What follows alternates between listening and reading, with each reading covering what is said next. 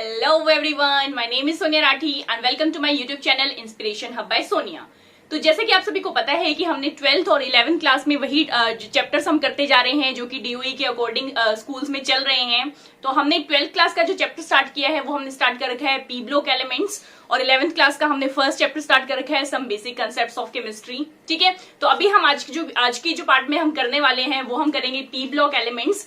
P block elements का group 15 हम पहले ही डिस्कस कर चुके हैं। आई होप कि आपने वो वीडियो देख ली होगी। अगर आपने वो नहीं देखी है तो उसका लिंक मैं डिस्क्रिप्शन बॉक्स में डाल दूंगी, जहां से जाके आप उन सभी को देख सकते हैं, क्योंकि बहुत सारे इंपॉर्टेंट क्वेश्चंस हमने उसमें डिस्कस किए हैं। तो हम जो बेसिकली सीरीज लेकर चल रहे हैं अभी के लिए वो है रीजनिंग टाइप क्वेश्चंस की सीरीज, क्योंकि जो पी ब्लॉक एलिमेंट है बहुत ही इंपॉर्टेंट चैप्टर है और उसमें से बहुत सारे रीजनिंग टाइप क्वेश्चंस पूछे जाते हैं आपके कॉम्पिटिटिव एग्जाम्स में भी और आपके बोर्ड एग्जाम्स के लिए भी। तो ठीक है स्टूडेंट्स, हम स्टार्ट करते हैं। आज जो हम स्टार्ट करेंगे वो हम शुरू करेंगे ग्रुप 16 को। ग्रुप 16 कौन सा है? हमारा ऑक्सीजन फैमिली। तो ऑक्सीजन फैमिली में कौन कौन से मेंबर्स होते हैं? They are oxygen, sulphur, selenium, tellurium, polonium. ठीक है स्टूडेंट्स, अब देखो ग्रुप 15 को लर्न करने की हमने एक ट्रिक की थी, ना पास हुए सभी। अगर आपने नहीं लर्न किए है तो आप देख लीजिएगा उस वीडियो को। ना पास हुए सभी यानी कि nitrogen, phosphorus, arsenic, antimony, bismuth. तो अब जब नहीं पास हुए तो टेप के कर लो भाई, पास होने के आसार नहीं लग रहे, तो क्या हो जाएगी ट्रिक? ऑस से टेप। ठीक है, basically I am not favouring cheating, but ये कि आप पास नहीं हो रहे तो आप वहां से टेप कर लीजिए जो पास होने के आसार जिसके आपको लग रहे हैं। ठीक है, तो क्या हो जाएगा? ऑस से टेपो, oxygen, sulphur, selenium, tellurium, polonium. अब हम बात करते हैं इनकी इलेक्ट्रॉनिक कॉन्फ़िगरेशन की। तो हमारी जो ऑक्सीजन फैमिली है यानी कि ग्रुप 16 जो है उसकी जनरल इलेक्ट्रॉनिक कॉन्फ़िगरेशन होती है NH2 NP4। ठीक है, this is the general electronic configuration NH2 NP4। तो चलिए देखते हैं इनकी इलेक्ट्रॉनिक कॉन्फ़िगरेशन क्या है। ऑक्सीजन की 1s2 2s2 2p4, सल्फर की अब कंप्लीट कर लीजिएगा, बीच की जो हम कंप्लीट कर लेते हैं। ठीक है, 3s2 3p4 हो जाएगी। अब सेलेनियम में क्या हो जाएगी? 4s2 4p4, और बीच में क्या आ जाएंगे हमारे 3d के इलेक्ट्रॉन्स आ जाएंगे। नेक्स्ट है टेल्यूरियम में क्या होगा? 5s2 5p4, और इसमें क्या आ जाएंगे हमारे 4d के इलेक्ट्रॉन्स आ जाएंगे, d ऑर्बिटल एंटर हो गए हैं। नेक्स्ट है हमारी पोलोनियम। पोलोनियम में क्या है? 6s2 6p4, और इसमें हमारे f ऑर्बिटल की भी एंट्री हो जाती है। तो हमारी कॉन्फ़िगरेशन क्या हो जाती है? दैट विल बी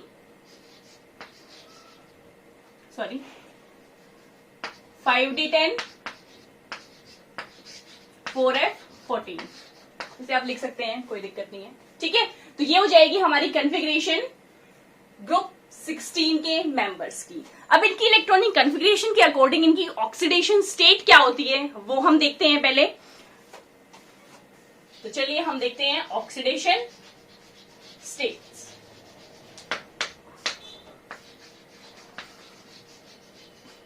अब देखिए ऑक्सीडेशन स्टेट्स में क्या पॉसिबिलिटीज होती है, उनको हो सकती हैं, उसको हम डिस्कस करते हैं। अब देखिए इसके पास NH2 ऑर्बिटल है और NP है। आपको पता है कि S ऑर्बिटल में 2 इलेक्ट्रॉन्स आते हैं और P ऑर्बिटल में 6 इलेक्ट्रॉन्स आते हैं। ठीक है, अब इसमें जो है according to the general configuration NH2 NP4, तो 2 इलेक्ट्रॉन्स S ऑर्बिटल्स में हैं और P ऑर्बिटल्स में कौन कौन से हैं? Px Py Pz। इस तरह से हम फिलिंग करते हैं इलेक्ट्रॉन्स की। अब देखिए क्या ऑप्शंस हो सकते हैं। तो फर्स्ट केस क्या हो सकता है कि ये जो है मेंबर्स हैं ये 2 इलेक्ट्रॉन्स को एक्सेप्ट कर लें, अपना ऑक्टेट कंप्लीट करने के लिए ये 2 इलेक्ट्रॉन्स को एक्सेप्ट कर सकते हैं।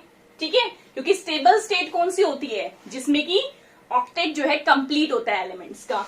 तो इसके लिए क्या जरूरत है? इसको 2 इलेक्ट्रॉन्स की रिक्वायरमेंट है, तो ये 2 इलेक्ट्रॉन्स को गेन कर सकते हैं।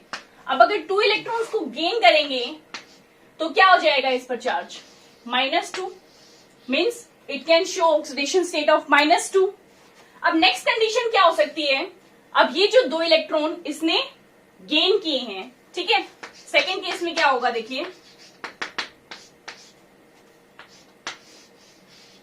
ये कंडीशन वैलिड होगी जब इन मेंबर्स के साथ कोई इससे ज्यादा इलेक्ट्रोनेगेटिव एलिमेंट अटैच होगा। मींस देखिए ऑक्सीजन की अगर हम बात करें तो ऑक्सीजन से ज्यादा इलेक्ट्रोनेगेटिव कौन सा है, फ्लोरीन, ठीक है। तो हम कौन से टाइप के कंपाउंड की अगर हम बात करें, ऑक्सीजन डाइफ्लोराइड, मींस जिसमें जो है कंस्टिट्यूएंट मेंबर जो है वो ज्यादा इलेक्ट्रोनेगेटिव है as compare to the group 16 member. तो fluorine is more electronegative than oxygen. तो फ्लोरीन क्या करेगा, फ्लोरीन की क्या एबिलिटी है कि ये इलेक्ट्रॉन्स को अपनी तरफ अट्रैक्ट कर लेगा। तो क्या होगा, यहां से ये जो दो इलेक्ट्रॉन्स है अनपेड इलेक्ट्रॉन्स, ये क्या हो जाएंगे, लूज हो जाएंगे, फ्लोरीन की तरफ अट्रैक्ट हो जाएंगे, ठीक है। अब जब दो इलेक्ट्रॉन्स लूज हो जाएंगे तो ऑक्सीडेशन स्टेट क्या हो जाएगी, +2 ऑक्सीडेशन स्टेट हो जाएगी, ठीक है स्टूडेंट्स। पता है ना आपको, जब लूज हो जाएंगे इलेक्ट्रॉन्स क्या आ जाएगा, प्लस चार्ज आता है, जब गेन करते हैं तो माइनस चार्ज आता है, ठीक है। ये कंडीशन हो गई। ये जो केस वैलिड है ये सिर्फ ऑक्सीजन के केस में वैलिड है, और वो भी जब वो ज्यादा इलेक्ट्रोनेगेटिव एलिमेंट के साथ अटैच है। अगर हम बात करें इस केस की, तो इस केस में कौन सा एग्जांपल हम ले सकते हैं कि जो मेटल्स होते हैं, जब हमारा ऑक्सीजन मेटल्स के साथ अटैच है। अब मेटल्स की क्या टेंडेंसी होती है कि वो इलेक्ट्रॉन को लूज करते हैं, और ऑक्सीजन जो है मेटल से ज्यादा इलेक्ट्रोनेगेटिव है, तो ऑक्सीजन क्या करेगा, इलेक्ट्रॉन को अपनी तरफ अट्रैक्ट कर लेगा। तो जब ये इलेक्ट्रॉन को अपनी तरफ अट्रैक्ट करेगा तो क्या चार्ज आ जाएगा इसके ऊपर, -2। तो यहां से एक क्वेश्चन बन जाता है कि जो हमारे एलिमेंट कंपाउंड्स होते हैं लाइक ऑक्सीजन डाइफ्लोराइड, उसमें ऑक्सीजन +2 ऑक्सीडेशन स्टेट क्यों शो करता है, because here the fluorine is more electronegative than oxygen, so it will attract the electron pair towards itself, जिसकी वजह से +2 ऑक्सीडेशन स्टेट ये शो करता है। आई थिंक आपको ये क्लियर होगा। अब हम बात करें अगर अदर एलिमेंट्स की, अभी तो हमने बात की ऑक्सीजन की, अब अगर हम डिस्कस करें कि बाकी के एलिमेंट्स में क्या होता है, तो देखिए क्या होता है उनमें, हम देखते हैं। इलेक्ट्रॉन की फिलिंग उसी तरह से होती है, वही s ऑर्बिटल होता है, वही p ऑर्बिटल होता है, लेकिन आपको पता है जैसे जैसे हम डाउन द ग्रुप आ जाते हैं तो p ऑर्बिटल की एंट्री भी हो जाती है, ठीक है। This is s orbital, p orbital, और d में कितने होते हैं, 10 इलेक्ट्रॉन्स आते हैं, ठीक है। अब देखिए ये हमारे पास ऑलरेडी है, ग्रुप 16 के मेंबर्स के पास NS2 NP4 कॉन्फ़िगरेशन एग्जिस्ट करती है। I think this point is clear to you. अब क्या हो सकता है कि जितने जो है हमारे अनपेयर्ड इलेक्ट्रॉन होते हैं उतनी ही बॉन्ड फॉर्मेशन होती है, ठीक है। जितनी बॉन्ड फॉर्मेशन होगी उतने ही वो कंपाउंड बना सकता है, उतनी ही ऑक्सीडेशन स्टेट्स में वो एग्जिस्ट कर सकता है। अब देखिए यहाँ पर अनपेयर्ड इलेक्ट्रॉन है, अब इसके पास क्या है जैसे जैसे हम डाउन द ग्रुप आ रहे हैं, d ऑर्बिटल भी एंटर हो चुका है, तो ये जो पेयर्ड इलेक्ट्रॉन है ये शिफ्ट करेंगे इलेक्ट्रॉन्स को, और ये इलेक्ट्रॉन यहां पर चला जाएगा। मींस इलेक्ट्रॉन की क्या हो जाएगी, शिफ्टिंग हो जाएगी। अब इलेक्ट्रॉन की शिफ्टिंग होने की वजह से क्या हो गए, अनपेयर्ड इलेक्ट्रॉन्स कितने हो गए, 1 2 3 4। तो कौन सी ऑक्सीडेशन स्टेट शो कर सकते हैं, ये +4 ऑक्सीडेशन स्टेट भी शो करते हैं, ठीक है।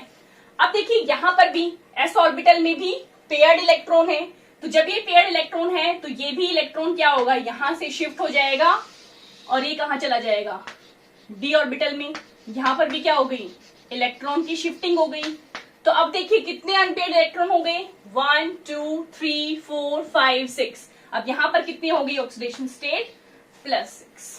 तो ऑल इन ऑल क्या कंक्लूजन है कि जो हमारे p ब्लॉक एलिमेंट्स में ग्रुप 16 के जो मेंबर्स है वो कौन कौन सी इलेक्ट्रॉनिक कन्फिगरेशन शो करते हैं, दे शो ऑक्सीडेशन स्टेट ऑफ -2, +2, +4 और +6। आई थिंक इनकी रीजनिंग अब आपको क्लियर होगी कि किस वजह से ये ऑक्सीडेशन स्टेट शो करते हैं। तो अब हम स्टार्ट करेंगे रीजनिंग टाइप क्वेश्चन। ये थी जनरल इंट्रोडक्शन ग्रुप 16 के मेंबर्स की। अब हम स्टार्ट करते हैं रीजनिंग टाइप क्वेश्चंस को।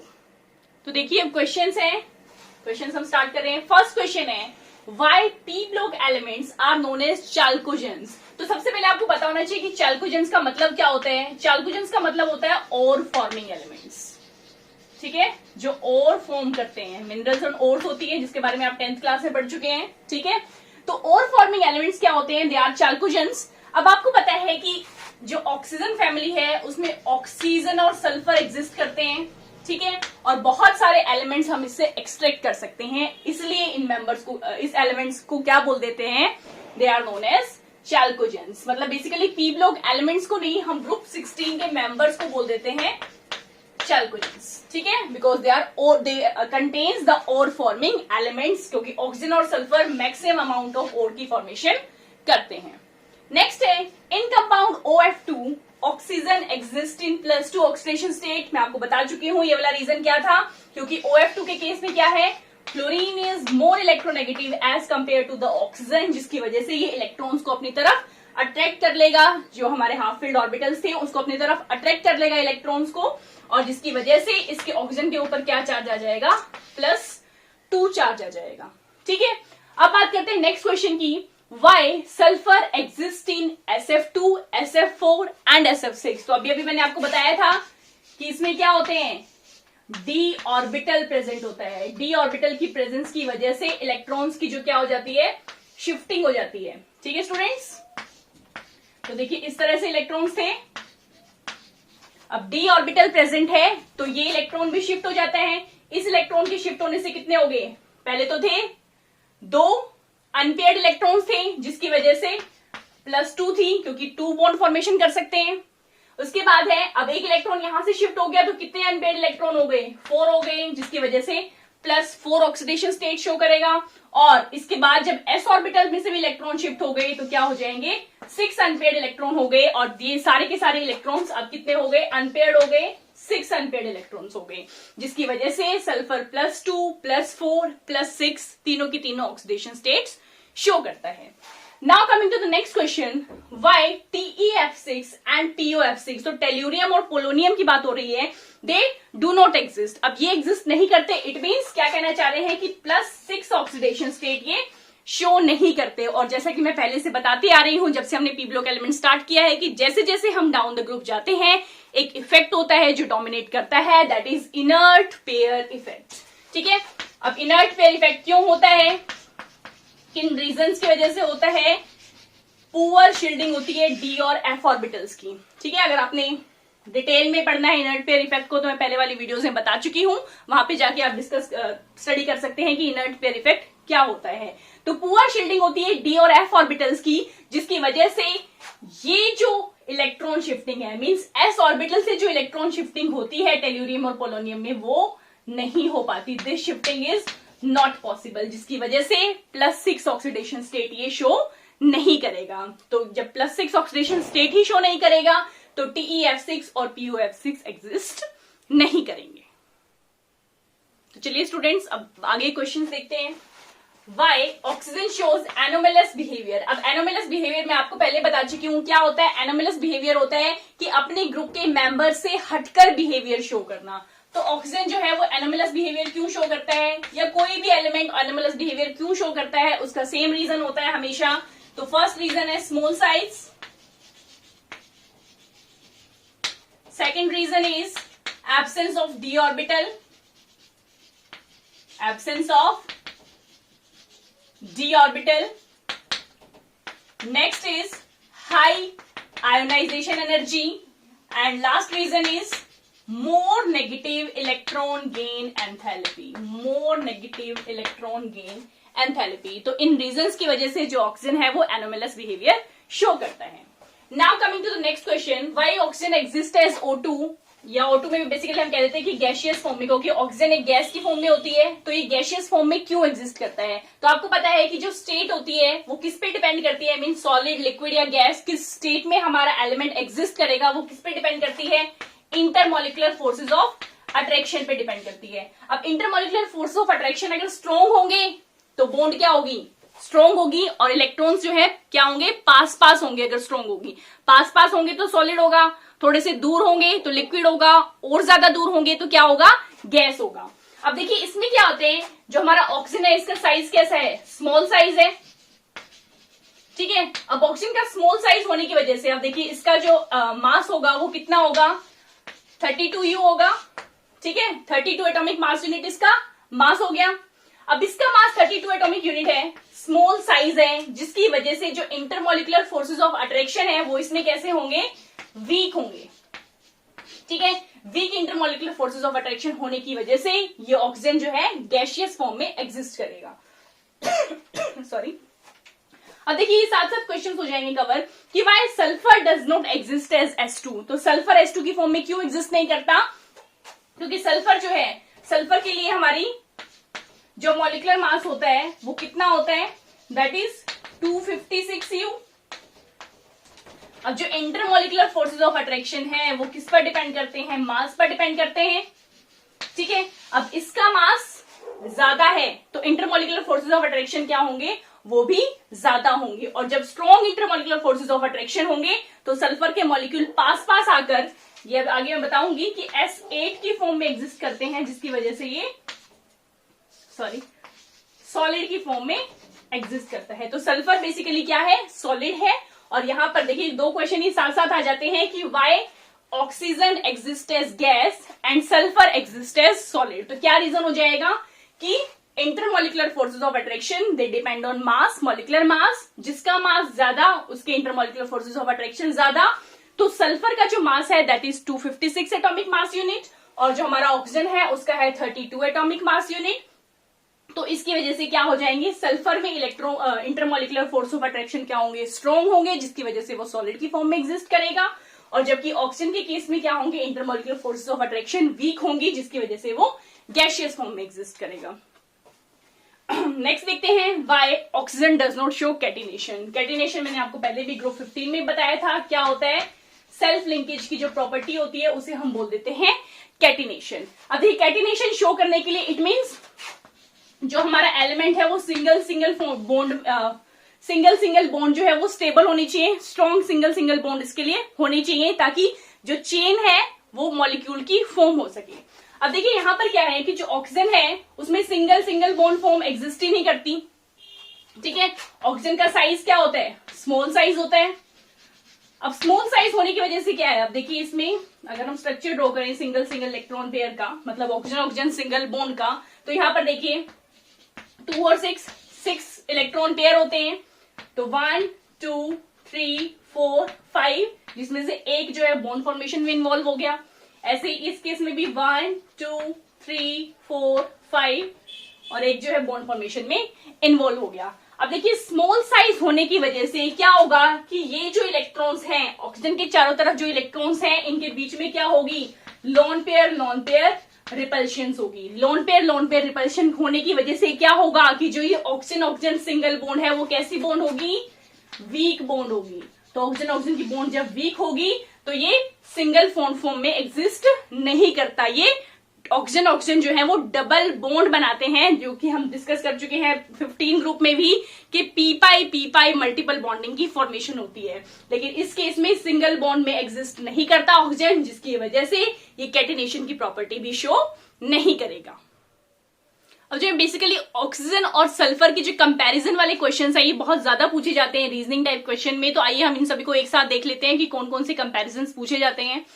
अब देखिए oxygen is a gas and sulphur is a solid, ये हम डिस्कस कर चुके हैं कि जो हमारी स्टेट है वो किस पर डिपेंड करती है, इंटरमोलिकुलर फोर्सेस ऑफ अट्रैक्शन पे डिपेंड करती है। और इंटरमोलिकुलर फोर्सेस ऑफ अट्रैक्शन किस पे डिपेंड करते हैं, मॉलिक्यूलर मास पे डिपेंड करते हैं। ठीक है स्टूडेंट्स, अब जो ऑक्सीजन है उसका मॉलिक्यूलर मास कितना होता है, 32 एटॉमिक मास यूनिट होता है, जबकि सल्फर का कितना होता है, 256 एटॉमिक मास यूनिट होता है। अब जब सल्फर का इंटरमोलिकुलर जो मॉलिक्यूलर मास है वो ज्यादा हुआ तो इंटरमोलिकुलर फोर्सेस ऑफ अट्रैक्शन भी क्या होंगे, ज्यादा होंगे। मींस जो पार्टिकल्स है वो पास होंगे, जिसकी वजह से ये सॉलिड की फॉर्म में एग्जिस्ट करेंगे। ऑक्सीजन के केस में जो है मॉलिक्यूलर मास कम है, जिसकी वजह से इंटरमोलिकुलर फोर्सेस ऑफ अट्रैक्शन क्या होंगे, वो भी कम होंगे, और जिसकी वजह से ये जो है ऑक्सीजन गैसियस फॉर्म में एग्जिस्ट करेगा। ठीक है, नेक्स्ट है कि why oxygen exist as O2 and sulphur exist as acid. अब देखिए ऑक्सीजन की फॉर्म में क्यों एग्जिस्ट करता है, क्योंकि ऑक्सीजन का साइज कैसा होता है, स्मॉल साइज होता है, स्मॉल साइज है, और ये फॉर्म करता है पी पाई मल्टीपल बॉन्डिंग। ठीक है, पी पाई मल्टीपल बॉन्डिंग फॉर्म करने की वजह से ये जो ऑक्सीजन है वो इस तरह से इस फॉर्म में एग्जिस्ट करता है। लेकिन सल्फर का साइज क्या है, लार्ज साइज है। लार्ज साइज होने की वजह से जो पी पाई मल्टीपल बॉन्ड है वो शो नहीं करेगा सल्फर, और जिसकी वजह से जो सल्फर है वो सिंगल बॉन्ड बनाना प्रेफर करता है as compare to the oxygen. ठीक है, अब सिंगल बॉन्ड जब ये बनाएगा तो ऑब्वियसली ये कैटिनेशन की प्रॉपर्टी शो करेगा, और इसमें जब सिंगल बॉन्ड की फॉर्मेशन ही नहीं होती तो ये जो है कैटिनेशन शो नहीं करेगा। अब देखिए नेक्स्ट है lower melting point and boiling point, और इसमें क्या है, higher melting point and boiling point. अब मेल्टिंग पॉइंट और बॉइलिंग पॉइंट वो भी किस पर डिपेंड करता है, इंटरमॉलिक्यूलर फोर्सेस ऑफ अट्रैक्शन पर डिपेंड करता है। अब देखिए जब इस केस में इंटरमॉलिक्यूलर फोर्सेस ऑफ अट्रैक्शन कम है ऑक्सीजन के केस में, तो इट मीन जो बॉन्ड है वो कैसी है, वीक बॉन्ड है। ठीक है, मीन जो बॉन्ड स्ट्रेंथ है वो कम है, बॉन्ड वीक है, और वीक बॉन्ड को तोड़ने के लिए जो एनर्जी है वो कम लगेगी, मीन्स वो इजिली मेल्ट भी हो जाएगा और बॉयल भी हो जाएगा कम टेम्परेचर पर। लेकिन इसका अपोजिट होगा सल्फर के केस में। सल्फर के केस में क्या है कि जो हमारे इंटरमॉलिक्यूलर फोर्सेस ऑफ अट्रैक्शन है वो स्ट्रॉन्ग है। अब स्ट्रॉन्ग होने की वजह से क्या होगा कि जो बॉन्ड स्ट्रेंथ है वो भी ज्यादा होगी। ठीक है, अब बॉन्ड स्ट्रेंथ ज्यादा होगी तो ऑब्वियसली उसे तोड़ने के लिए एनर्जी जो है ज्यादा लगेगी, जिसकी वजह से उसका मेल्टिंग पॉइंट और बॉइलिंग पॉइंट क्या होगा, हायर होगा। नेक्स्ट है less negative electron gain enthalpy, more negative electron gain enthalpy. अब इलेक्ट्रॉन गेन एंथैल्पी क्या होती है कि इलेक्ट्रॉन को गेन करने की टेंडेंसी जो होती है। अब इसमें जब इलेक्ट्रॉन को गेन करते हैं तो ऑब्वियसली एनर्जी रिलीज होती है, एक्सोथर्मिक रिएक्शन होती है, जिसकी वजह से ये जो इलेक्ट्रॉन गेन एंथैल्पी है वो नेगेटिव ही होती है। अब बात है कि ऑक्सीजन की less negative electron gain enthalpy है और सल्फर की more negative electron gain enthalpy है। तो ऐसा बेसिकली क्यों है, क्योंकि देखिए ऑक्सीजन का साइज होता है स्मॉल साइज होता है। ठीक है, स्मॉल साइज होने की वजह से जब इसका साइज स्मॉल है तो इलेक्ट्रॉन्स की अगर हम बात करें, इसके अराउंड इलेक्ट्रॉन्स हैं। अब इलेक्ट्रॉन्स जो है स्मॉल साइज की वजह से जो इलेक्ट्रॉन डेंसिटी है, इसके ऊपर इलेक्ट्रॉन डेंसिटी क्या है, ज्यादा है, क्योंकि एक जगह पर चीज स्मॉल है और इलेक्ट्रॉन जो है ज्यादा आ गए, जिसकी वजह से इलेक्ट्रॉन डेंसिटी ऑक्सीजन के केस में क्या हो जाएगी, ज्यादा हो जाएगी। अब आपको पता है कि जनरल हम एग्जांपल अगर लेके चलें कि जो बहुत भीड़ भाड़ वाला एरिया होता है, बहुत ही क्राउडेड एरिया होता है कि तो वहां पर जो लोग हैं वो जाना कम प्रेफर करते हैं। अब इलेक्ट्रॉन गेन एंथैल्पी में क्या होना है कि एडिशन होना है इलेक्ट्रॉन का। अब यहाँ पर भी भीड़ भाड़ वाली बात हो गई, जब इलेक्ट्रॉन डेंसिटी ज्यादा हो गई और स्मॉल साइज है, एक जगह पर चीज कम है लेकिन इलेक्ट्रॉन उसके अराउंड ज्यादा है, जिसकी वजह से इलेक्ट्रॉन डेंसिटी ज्यादा हो गई और इलेक्ट्रॉन जो है इसके अंदर, इसके ऊपर जो है अगर हम ऐड करेंगे और इलेक्ट्रॉन ऐड करेंगे तो वो रिपल्शन फेस करेंगे। लेकिन अगर हम बात करें सल्फर के केस में, अब सल्फर का साइज जो है लार्ज साइज है, वही सेम इलेक्ट्रॉन्स हैं। ठीक है, अब लार्ज साइज होने की वजह से जो इलेक्ट्रॉन डेंसिटी है वो बहुत ज्यादा नहीं होगी, तो it mean sufficient space available है और इलेक्ट्रॉन इजिली इस पर ऐड हो सकते हैं, जिसकी वजह से जो सल्फर है वो ज्यादा negative electron gain enthalpy show करेगा और ऑक्सीजन जो है less negative electron gain enthalpy show करेगा। तो आज के लिए स्टूडेंट्स इतना ही काफी है, बाकी के बहुत सारे क्वेश्चन हैं, क्योंकि ये जो हमारा ग्रुप 16 है बहुत ही लंबा है, इसमें बहुत सारे क्वेश्चंस हैं, रीजनिंग टाइप क्वेश्चन स्पेशली बहुत ज्यादा हैं, तो इसको हम आगे वाले आने वाली जो अपने पार्ट्स होंगे उन सब में डिस्कस करेंगे। तो तब तक के लिए इतना बिल्कुल बेसिक चीज है, इसको अच्छे से पढ़िए और all the best to all of you. Thank you so much.